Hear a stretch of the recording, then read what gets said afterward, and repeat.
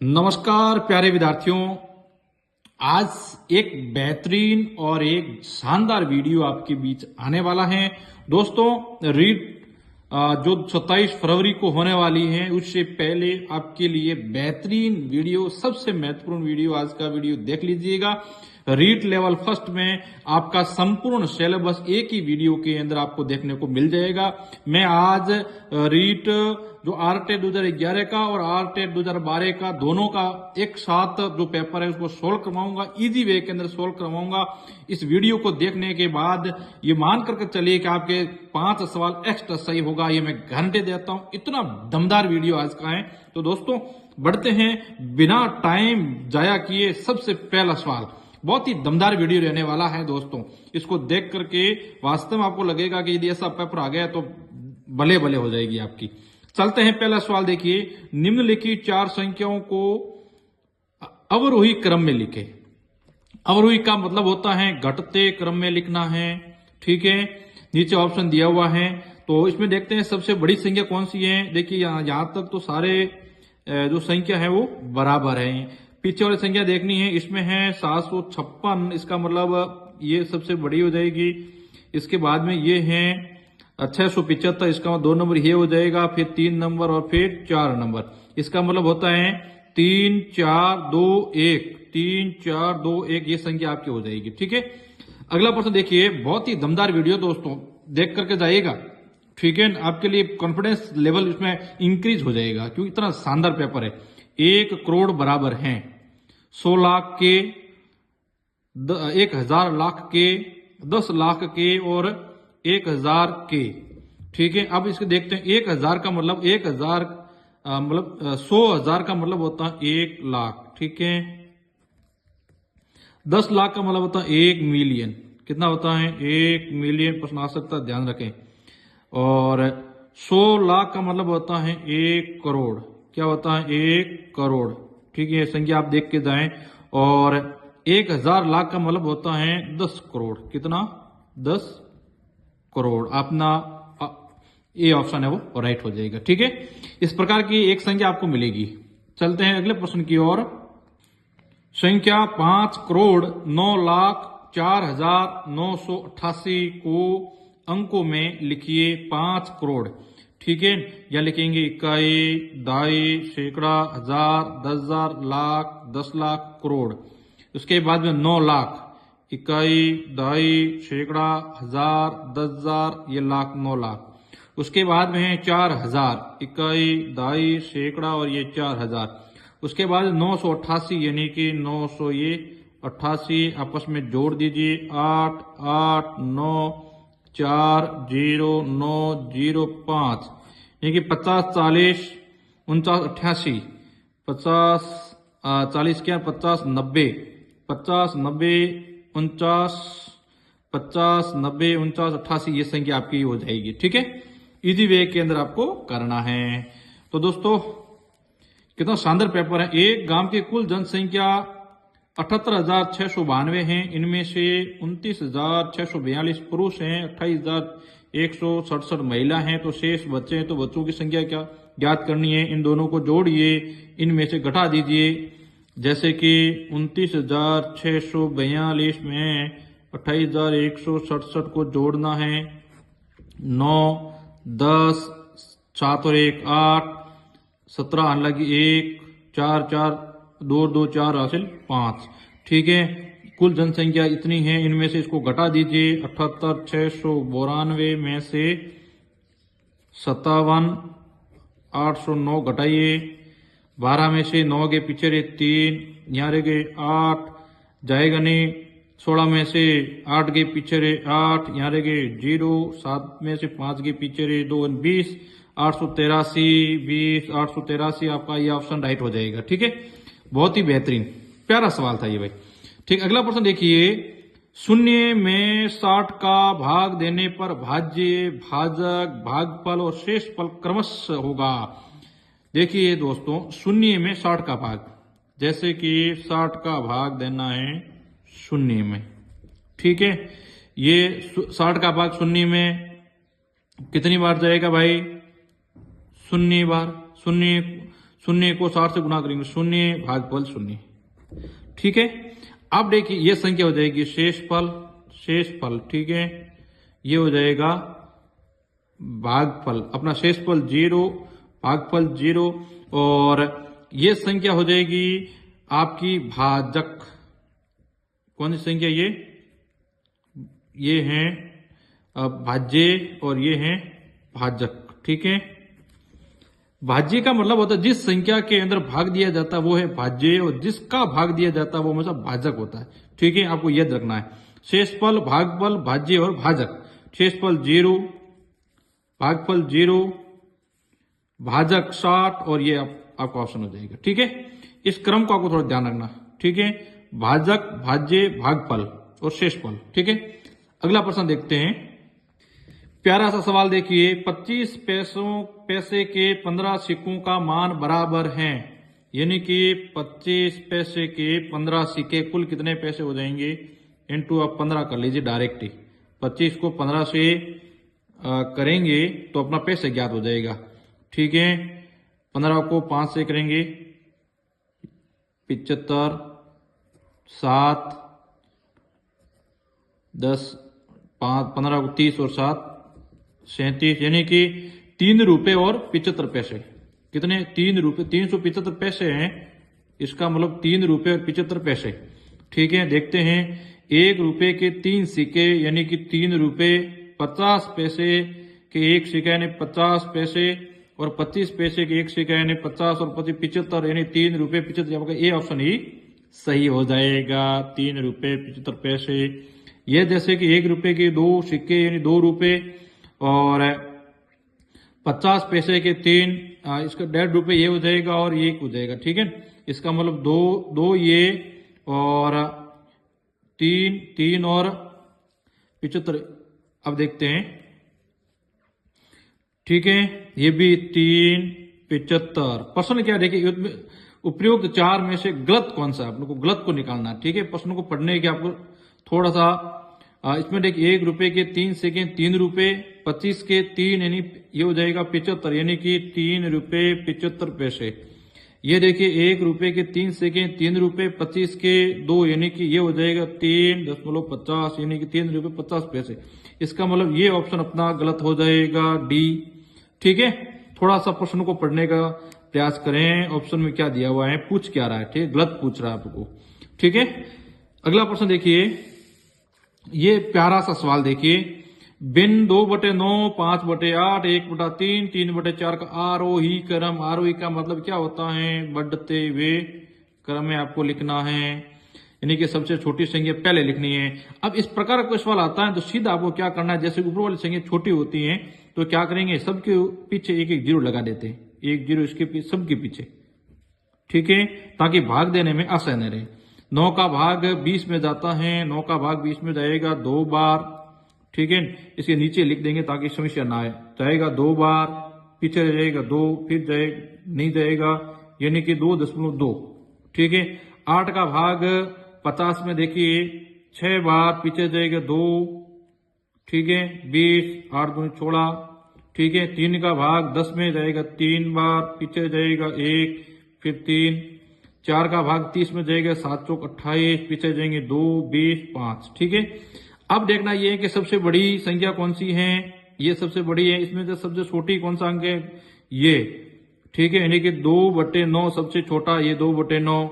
इससे बड़ा कौन सा है, ये 3, यानी कि 1/3। इससे बड़ी संख्या कौन सी है, ये वाली, यानी कि 5/8। और सबसे बड़ी कौन सी, 3/4। ये आपका ऑप्शन ये राइट हो जाएगा। ठीक है, चुटकियों में आप ज्यादा टेंशन लेने की आवश्यकता भी नहीं है। अगला प्रश्न देखते हैं। आज पेपर का पूरा एनालिसिस कर देंगे। देखिएगा, यदि 5 पेंसिलों का मूल्य 3 से 3/4 रुपए है तो 2 पेंसिलों का मूल्य कितना होगा? 5 पेंसिलों का मूल्य 3 से यानी कि 4 का गुणा करेंगे 3 से 12, 12 और 3 हो जाएंगे 15/4। तो 1 पेंसिल का मूल्य क्या हो जाएगा? यहाँ संख्या यदि इसको 5 को इधर भेजेंगे तो 15/4 इंटू 5। आगे पूछ रहे 2 पेंसिलों का मूल्य के इंटू 2 कर देंगे। ठीक है, 5 का भाग इसमें जाएगा 3 बार, 4 का भाग 2 का भाग जाएगा 4 में 2 बार यानी ऊपर 3 नीचे 2 यानी 3/2 रुपए आपका ऑप्शन ये राइट हो जाएगा। ठीक है, अगला प्रश्न देखिए, बहुत ही प्यारा सवाल है, ये सवाल आ सकता है, थोड़ा सा ध्यान दें इस प्रश्न में। निम्नलिखित में से कौन सा कथन सही है? ठीक है, इनमें सही कथन आपको निकालना। एक अभाज्य संख्या नहीं है, एक अभाज्य संख्या है, एक संयुक्त संख्या है, 2 अभाज्य संख्या नहीं है। अब देखिए, एक ऐसी संख्या है जो न तो भाज्य है और न ही अभाज्य। ठीक है, न ही अभाज्य, एक न तो भाज्य है न ही अभाज्य, इसका मतलब ये ऑप्शन आपका सही हो जाएगा। अभाज्य नहीं है, 2 अभाज्य संख्या नहीं, 2 सबसे छोटी अभाज्य संख्या है, याद रखना 2 सबसे छोटी अभाज्य संख्या है। ये प्रश्न आ सकता है, 2 सबसे छोटी अभाज्य संख्या है, संयुक्त संख्या भी नहीं है, इसका ये ऑप्शन अपना राइट हो जाएगा।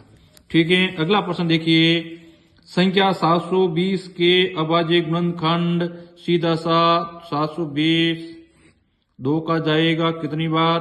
3, 6, 360 बार, 2 का जाएगा 180 बार, 2 का जाएगा 90 बार, 2 का जाएगा 45 बार, 3 का जाएगा 15 बार, 3 का जाएगा 5 बार, 5, 1। ठीक है, 2 इंटू 2 इंटू 2 इंटू 4, 2 आए 4 बार, 1 3 आए 2 बार, 5 आए 1 बार।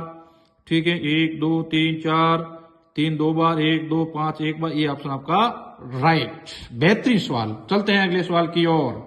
दोस्तों, वीडियो लंबा हो सकता है लेकिन आपके लिए बहुत ही कारगर साबित होगा। संख्याओं 425 तथा 476 का मा स ज्ञात करना है। 425 देखते हैं, इसमें 3 का भाग जाता नहीं जाता है, 6 6 5 गया, 3 का नहीं जाएगा। ठीक है, सीधा 5 का देना है, 5 का जाएगा 4 और 5 85 बार, फिर 5 का जाएगा कितनी बार? 5 पीछे 3 17 बार, फिर 17 का जाएगा 1 बार। ठीक है, अब करना है 476। ठीक है, इसमें 2 का भाग जाएगा कितनी बार? 2 3 8, फिर 2 का जाएगा कितनी बार? 1, इसमें जाएगा 1, फिर जाएगा इसमें 3 का देखते हैं, 9 10 गया, 3 का जाएगा नहीं, 5 का नहीं जाएगा, इसमें सीधा भाग जाएगा 7 का जाएगा। किसका जाएगा? 7 का जाएगा कितनी बार? 7 एकम 7, पीछे जाएंगे 3 4, 7 7 49, 17, फिर 17। इसका मतलब देखिए, इसमें भी 17 कॉमन है, इसमें भी 17 कॉमन है। ठीक है, इसका मतलब अपना राइट आंसर हो जाएगा 17। ठीक है, चलते हैं अगले प्रश्न की ओर। बहुत ही प्यारा सवाल, 90 60 75 35 का लघुत्तम समापवर्तक ज्ञात करना है। यही कर लेंगे, 90 60 75 35। ठीक है, यही कर लेंगे। 2 का जाएगा 90 में 45, 60 में 30, इसमें नहीं जाएगा तो कोई दिक्कत नहीं है।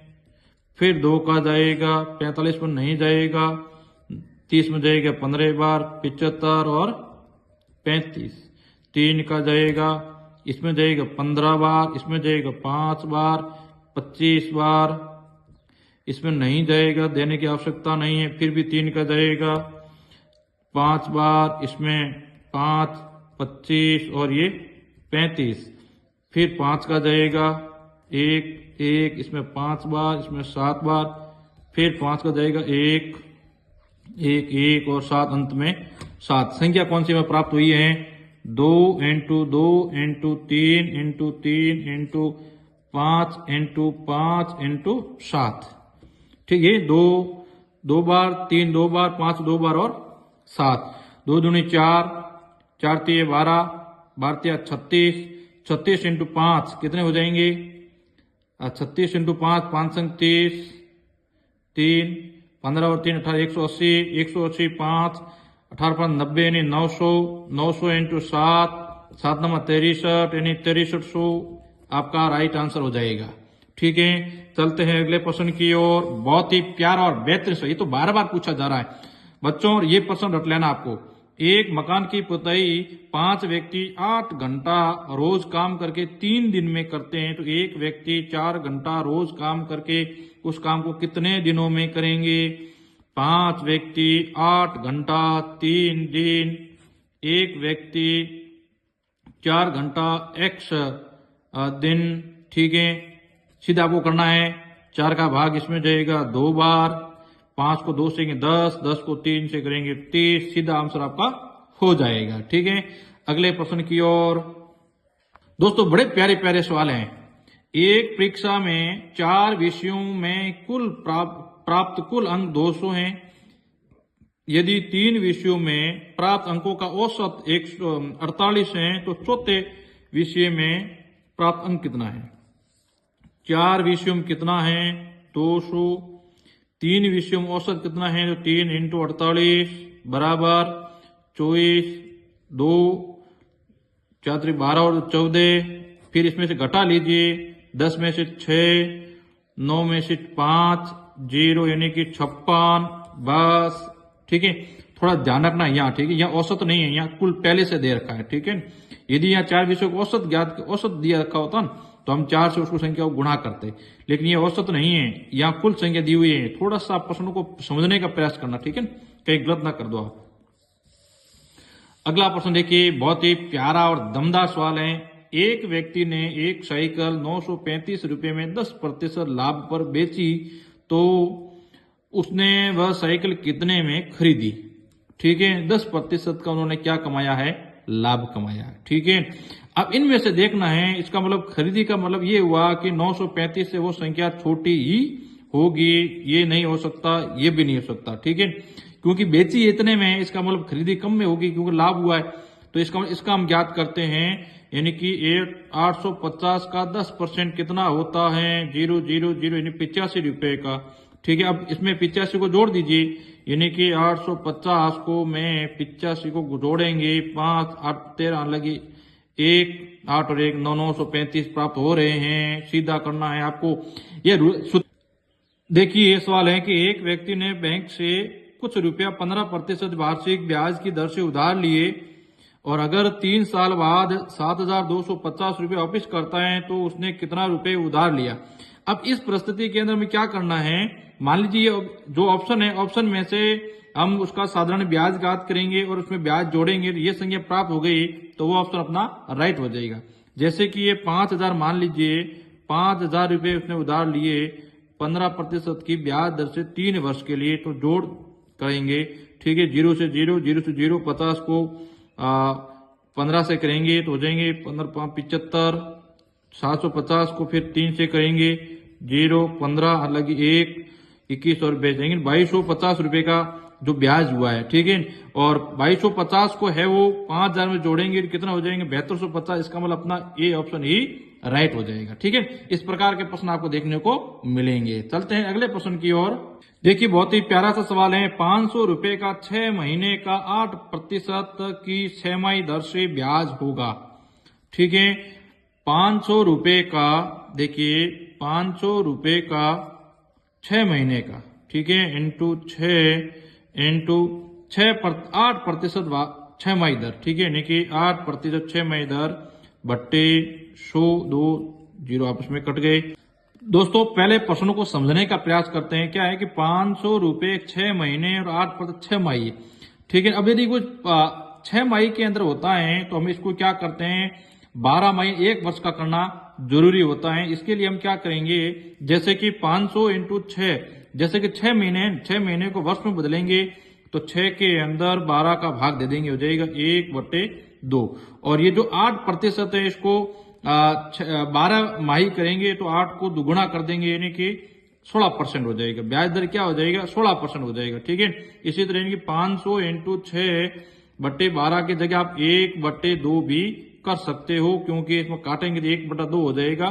फिर हमको 2 आपस में हम हल करेंगे, 8 की जगह ये कितना हो जाएगा, 16 हो जाएगा, क्योंकि ये 6 माही है। यदि हम 1 वर्ष का करेंगे तो ये दुगुना हो जाएगा। ठीक है, इस परिस्थिति के हमें क्या करना है, 2 को 16 से काटेंगे 8, 8 को 5 से गुणा करेंगे, 8 पंजे 40 रुपए हो जाएगा। कितने हो जाएगा? 40 रुपए। ठीक है, थोड़ा सा समझने का प्रयास करें दोस्तों कि यदि 6 महीने दिए हुए हैं, इधर 6 माही दिया हुआ है, तो दोनों को 6 को वश में करेंगे तो सीधे 12 का भाग देना है। इसको यदि आप 6 माही को एक वार्षिक करेंगे तो इसको डबल कर देंगे। ठीक है, थोड़ा सा प्रश्नों को समझने का प्रयास करें। मान लीजिए ये 8% 6 माही होता, इसके साथ यदि कि मान लीजिए 4% 3 माही होता, तो हम क्या कर लेते हैं, हम वापिस इसको डबल करते हैं, फिर उसका भी डबल करते हैं। ठीक है, 6 माही करते हैं, फिर हम वार्षिक करते हैं।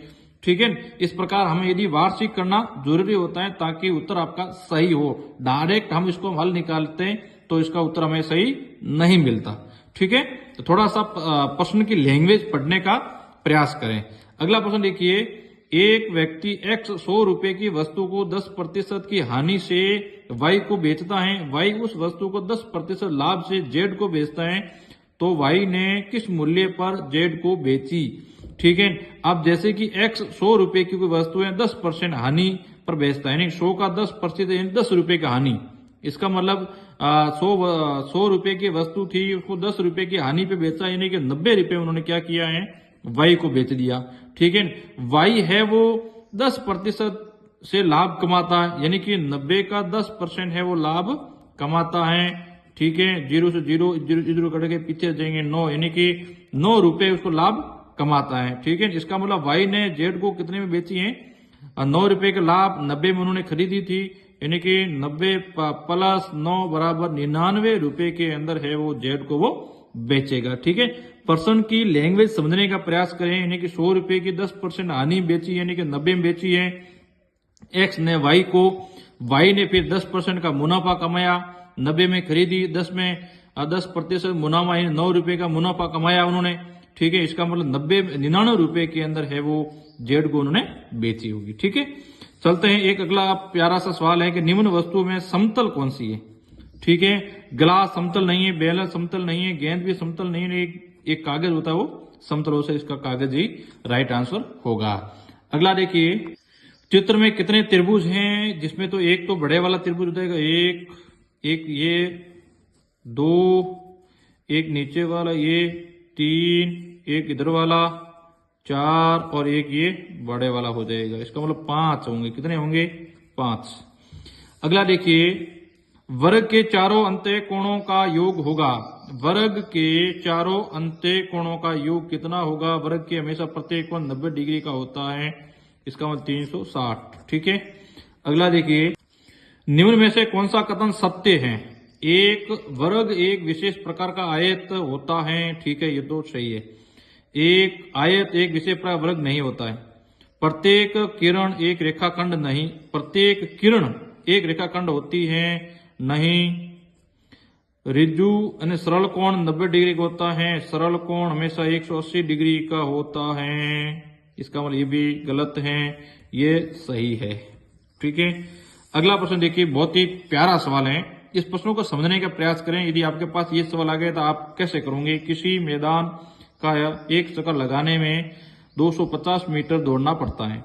एक लड़की 75,000 सेंटीमीटर दौड़ चुकी है, तो वह कितने चक्कर लगाएगी? और 3 किलोमीटर की दौड़ पूरी करने के लिए उसे और कितने चक्कर लगाने होंगे? ठीक है, एक मैदान है जिसमें मैदान एक चक्कर लगाते हैं तो 250 मीटर दौड़ना पड़ता है, और लड़की है वो 75,000 सेंटीमीटर दौड़ चुकी है। 75,000 सेंटीमीटर का मतलब हुआ एक मीटर में कितने सेंटीमीटर होते हैं? 100। इसका मतलब 75,000 के अंदर यदि हम 100 का भाग देते हैं तो हमें मीटर ज्ञात हो जाएगा, यानी कि 750 मीटर वो दौड़ चुकी है। ठीक है, तो उन्होंने कितने चक्कर लगाए हैं? एक चक्कर लगाने में 250 मीटर होता है, उन्होंने 750 मीटर दौड़ चुकी है, इसमें भाग दे देंगे, यानी कि 3 चक्कर वो लगा चुकी। प्रश्न कह रहे हैं कितने चक्कर लगाए? 3 चक्कर उन्होंने लगा चुके हैं, और 3 किलोमीटर में दौड़ना है। 3 किलोमीटर दौड़ेंगे तो कुछ 3000 मीटर उसको दौड़ना है। उन भी हैं तो 3000 मीटर में कितनी दूरी तय करनी पड़ेगी? आप सीधे निकाल लीजिएगा। ठीक है, एक बार पीछे रह जाएगा, यानी 12, यानी कि उस मैदान के 12 चक्कर लगाएंगे तब जाकर के वो 3 किलोमीटर की दौड़ है पूरी कर पाएगी। उनमें से उन्होंने 3 चक्कर तो वो पहले से लगा चुकी हैं, 12 में से 3 के पीछे 9 चक्कर उसको और लगाने पड़ेंगे। ठीक है ना, समझने का प्रयास करें। मैं दोबारा समझा देता हूं, यानी कि 250 मीटर दौड़ना पड़ता है एक चक्कर में। वो लड़की है वो 75,000 सेंटीमीटर यानी कि 750 मीटर दौड़ चुकी है, इसका मतलब 3 चक्कर वो लगा चुकी है। 3 किलोमीटर की दौड़ उनको दौड़नी है, इसका मतलब 3 किलोमीटर के अंदर मीटर हो जाएंगे 3000, यानी कि टोटल उनको 12 चक्कर है वो लगाने पड़ेंगे। 12 में से उन्होंने 3 चक्कर लगा चुकी है, पीछे बाकी रहे 9 चक्कर और उसको लगाने होंगे। ठीक है, चलते हैं अगले प्रश्न की ओर। 12 मैट्रिक टन 8 क्विंटल में से 8 मैट्रिक टन 50 किलोग्राम घटाने पर प्राप्त होता है। 12 मैट्रिक टन और 8 क्विंटल यानी कि 800 किग्रा में से 8 मैट्रिक टन और 50 किग्रा घटाना है। सीधा 10 में से 5 गए पिछड़े 5 देंगे 7, 8 में 12 में से 8 गए पिछड़े 4 मैट्रिक टन और 750 यानी कि 7 क्विंटल 50 किलोग्राम। ठीक है, ये सीधा हो जाएगा।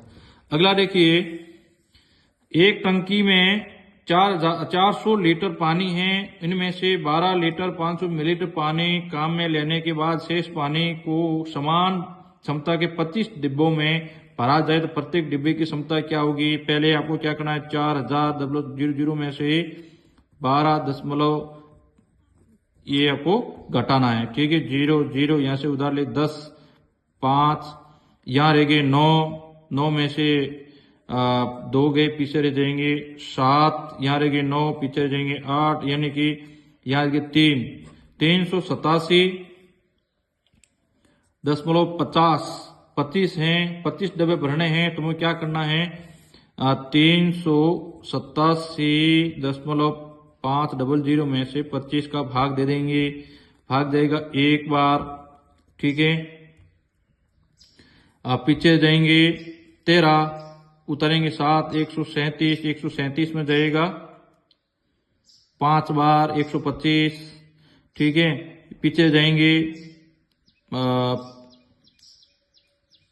12 में से फिर 5 उतरेंगे, दशमलव लगा देंगे, पीछे जाएंगे भाग जाएगा 5 बार इन 00 यानी कि 15 लीटर 500 मिलीलीटर हो जाएगा। ठीक है, 15 लीटर 500 मिलीलीटर हो जाएगा, ये आपका राइट आंसर हो जाएगा। आगे देखिए, घड़ी में बड़ी सुई के किसी एक अंक से ठीक अगले अंक तक पहुंचने में लगने वाले समय के लिए निम्न में से कौन सा असत्य है। मान लीजिए ये घड़ी है, यहाँ बड़ी जो सुई होती है, बड़ी सुई कौन सी होती है, वो मिनट की होती है। ठीक है, मान लीजिए 0 या 5 या मान लीजिए 10, 15। ठीक है, अब इस सुई को यहाँ पे पहुंचना है तो उसको कितने मिनट का समय लगाना पड़ेगा, 5 मिनट का। सेकंड हो जाएगी 5 मिनट इंटू 60 बराबर 300 सेकंड। 1/12 का मतलब होता है 60 में 12 यानी कि 5वां भाग। ठीक है, 5वां भाग, इसका मतलब 5वां भाग भी सही है। 1 घंटा, ये ऑप्शन गलत हो जाएगा। ठीक है, आगे देखिए बच्चों, क्लास लंबी है लेकिन आपके लिए उपयोगी है। एक आयताकार मैदान की लंबाई 60 मीटर, चौड़ाई 40 मीटर, उसके चारों ओर बाहरी तरफ 5 मीटर चौड़े घास लगाए जाए तो घास लगाने वाली जगह का क्षेत्रफल देखिए। इसको हम सरल करते हैं इजी वे के अंदर। ये कोई आयताकार एक मैदान है, ठीक है, 60 मीटर चौड़ा है, 60 मीटर लंबा है, 40 मीटर चौड़ा है। इसके बाहरी और हमें कोई घास लगानी है जो कि 5 मीटर चौड़ा है। ये चौड़ा कितना है, 5 मीटर। ठीक है, इसका मतलब बाहर का लंबाई चौड़ाई क्या हो जाएगी, 5 इसमें जुड़ जाएगा, 5 इसमें जुड़ जाएगी, लंबाई हो जाएगी 60 तो है और 5 ये 5 10 और जुड़ जाएंगे 70 और चौड़ाई 40 तो ये हो जाएगी, 5 इधर जुड़ जाएगा, 5 इधर जुड़ जाएगी यानी कि 50। ठीक है, इस परिस्थिति में क्या करना है, अंदर वाले का क्षेत्रफल ज्ञात करना है, बाहर वाले का क्षेत्रफल ज्ञात करना है। बाहर वाले में से अंदर वाले को घटा देना है। तो बाहर वाले का हो जाएगा 70 इंटू 50, 7 में 35 यानी कि 3500, अंदर हो जाएगा 60 इंटू 40 24 यानी 2400, घटा लेना 0 0, 15 में से 5 में से 4 के पीछे 1, 1100 वर्ग मीटर। ठीक है, ये हो जाएगी 1100 वर्ग मीटर। ठीक है, इस प्रकार आपको हल करना है। अगला प्रश्न देखिए, बहुत ही प्यारा और अच्छा सवाल है। एक आयताकार चित्र के फ्रेम एक्स की लंबाई 90 सेंटीमीटर, चौड़ाई 70 सेंटीमीटर, एक वर्गाकार फ्रेम वाई की भुजा 80 सेंटीमीटर है, निम्न में से कथन सत्य कौन सा है। इसका परिमाप यदि हम ज्ञात करते हैं तो परिमाप क्या होता है, 2 इंटू लंबाई प्लस चौड़ाई, यानी कि 90 प्लस 70 हो जाएगा। ठीक है, 90 और 70 कितने हो जाएंगे, 60, 160 इंटू 2 यानी कि हो जाएंगे 320, और इसका हम 4 से गुणा करेंगे तो ये भी हो जाएगा 320। इसका मतलब दोनों का परिमाप है वो समान है। ठीक है, इसका मतलब ये ऑप्शन राइट हो जाएगा, दोनों फ्रेम एक्स वाई का परिमाप 320 सेमी के बराबर है। ठीक है, मैं दोबारा समझाता हूं कि एक आयताकार चित्र के फ्रेम एक्स की लंबाई 90 सेंटीमीटर, चौड़ाई 70 सेंटीमीटर, एक वर्गाकार फ्रेम वाई की भुजा 80 सेंटीमीटर है, तो निम्न में से सत्य कथन कौन सा है। इसका मतलब आयत का परिमाप लंबाई 2 इंटू लंबाई है 90 प्लस 70 बराबर 160 इंटू 2 बराबर 320, और वर्गाकार वर्ग का परिमाप होता है 4 इंटू भुजा यानी 4 इंटू 80 हो जाएंगे 320। इसका मतलब ये ऑप्शन है अपना राइट हो जाएगा। ठीक है, अब मैं आपको लेकर आता हूं 2012 का प्रश्न पत्र है।